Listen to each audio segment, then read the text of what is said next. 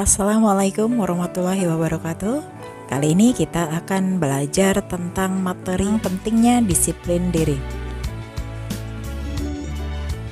Oke, kita akan melihat pengertian dari disiplin. Nah, menurut Kamus Bahasa Indonesia, disiplin adalah ketaatan dan kepatuhan terhadap peraturan yang dilaksanakan atas kesadaran pribadi. Dengan demikian, maka orang berdisiplin berarti orang yang dengan kesadaran sendiri taat dan patuh terhadap peraturan. Kedisiplinan berarti ketaatan atau kepatuhan seseorang terhadap peraturan perundang-undangan, kaidah, norma-norma, dan hukum yang berlaku.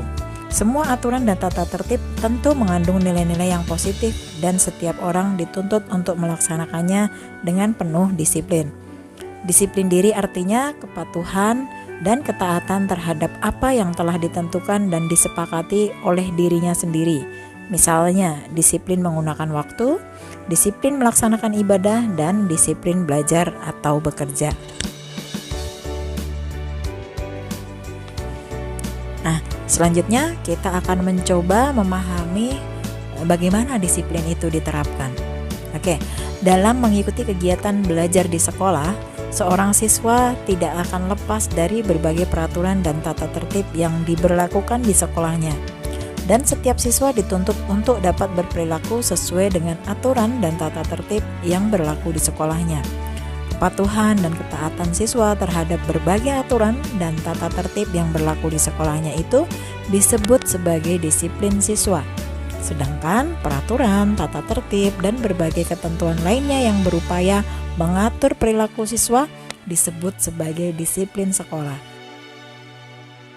Disiplin sekolah adalah usaha sekolah untuk memelihara perilaku siswa agar tidak menyimpang dan dapat mendorong siswa untuk berperilaku sesuai dengan norma, peraturan, dan tata tertib yang berlaku di sekolah.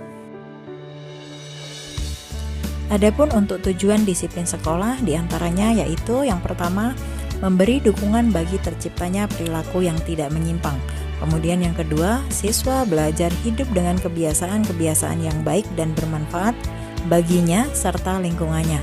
Kemudian yang ketiga, mendorong siswa melakukan yang baik dan benar.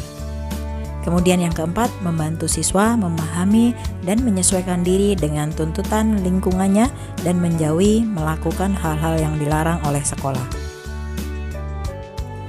Disiplin diri memiliki beberapa makna, diantaranya adalah yang pertama, sanggup menggerakkan dan mengatur diri serta waktu sendiri. Kemudian yang kedua, sanggup mengendalikan emosi sendiri. Dan yang ketiga, sanggup mengendalikan nafsu. Oke, kita akan menjelaskan satu persatu. Yang pertama, sanggup menggerakkan dan mengatur diri serta waktu sendiri. Remaja yang disiplin adalah remaja yang dapat menggerakkan dan mengatur dirinya sendiri tanpa diminta atau disuruh. Hal ini berlaku dalam mengatur waktu yang digunakan. Oleh karena itu, kita perlu mengatur waktu dengan baik dan mengisi semua waktu luang dengan aktivitas yang bermanfaat. Kemudian yang kedua, sanggup mengendalikan emosi sendiri. Emosi adalah keadaan serta reaksi psikologis dan fisiologis seperti kegembiraan, kesedihan, keharuan, kecintaan, kemarahan, dan keberanian yang bersifat subjektif atau pribadi. Emosi dapat pula dikatakan sebagai luapan perasaan yang berkembang dan surut dalam waktu singkat. Yang ketiga yaitu sanggup mengendalikan nafsu. Remaja yang dapat mengendalikan nafsu adalah remaja yang memiliki disiplin diri dan tahu batas. Disiplin diri dan tahu batas sama halnya dengan sekeping mata uang yang memiliki dua sisi. Satu sisi adalah disiplin, sedangkan sisi lainnya adalah tahu batas. Oleh karena itu, disiplin diri tidak terlepas dari pengetahuan mengenai batas-batas suatu perilaku. Ada 5 hal yang dapat dilakukan untuk mengendalikan nafsu, seperti berikut ini ya. Pertama, mempelajari teladan. Kita dapat meneladani sikap orang tua yang disiplin atau tahu batas. Kemudian yang kedua, berhitung sampai 10. Berhitunglah sampai 10 sebelum mengatakan atau berbuat sesuatu ketika kita sedang marah. Kemudian yang ketiga, buat dan taatilah jadwal. Jadwal harian dapat membantu kita mengingat dan mengatur waktu sejumlah aktivitas yang harus dilakukan. Kemudian yang keempat, lebih sering menggunakan istilah disiplin dan tahu batas dari biasanya. Semakin sering kita menggunakan kata disiplin dan tahu batas, kita akan semakin memahami istilah tersebut. Kemudian yang kelima, buat kontrak. Untuk menambah motivasi dalam disiplin, kita dapat membuat sasaran yang ingin kita capai. Selain itu, tetapkan juga ganjaran yang akan kita peroleh bila berhasil mencapai sasaran tersebut. Kemudian yang selanjutnya kita akan membahas bahwa disiplin itu sulit.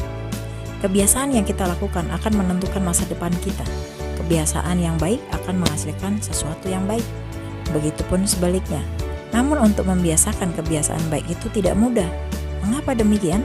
Nah, ini ada 3 hal yang perlu kita tahu, yaitu yang pertama, manusia memiliki sifat-sifat mendasar, yaitu malas-malasan, ingin hidup seenaknya mengikuti keinginan hatinya, dan keinginan untuk melanggar peraturan-peraturan yang ada.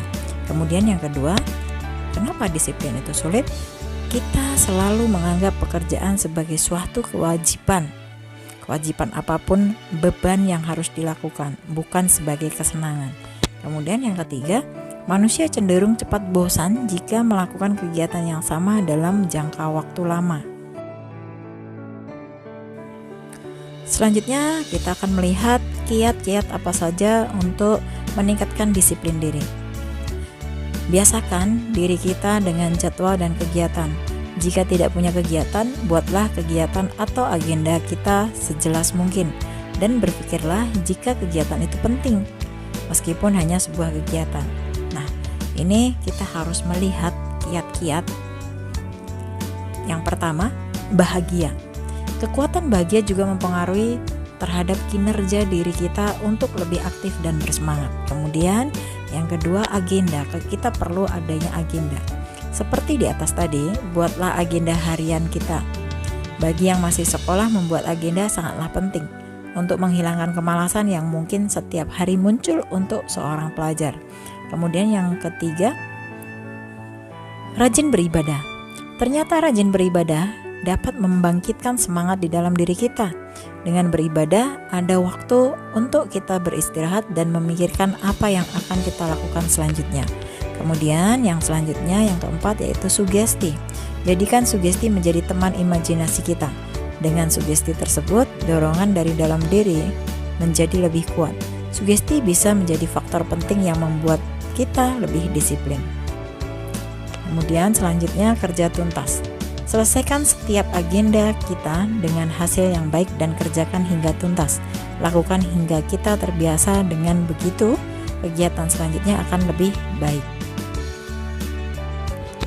Selanjutnya saya akan menyampaikan tips melatih kedisiplinan diri.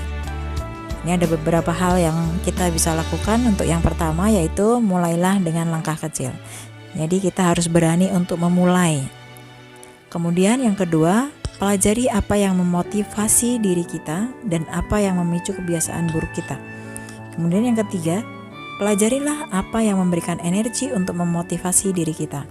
Yang keempat, membuat perilaku tertentu, rutinitas atau kebiasaan.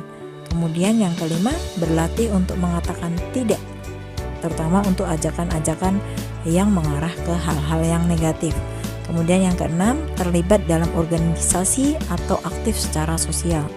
Kemudian yang ketujuh, dapatkan inspirasi dari orang-orang inspiratif.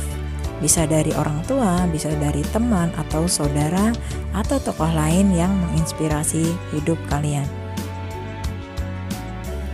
Nah, demikian tadi adalah tips yang bisa kita lakukan untuk melatih kedisiplinan diri kita dalam kehidupan kita sehari-hari. Mudah-mudahan kita bisa menerapkan hal ini dalam kehidupan kita. Semoga materi ini bermanfaat untuk kita semua. Kita ketemu lagi pada video-video berikutnya. Terima kasih telah menonton video ini. Saya akhiri. Wassalamualaikum warahmatullahi wabarakatuh.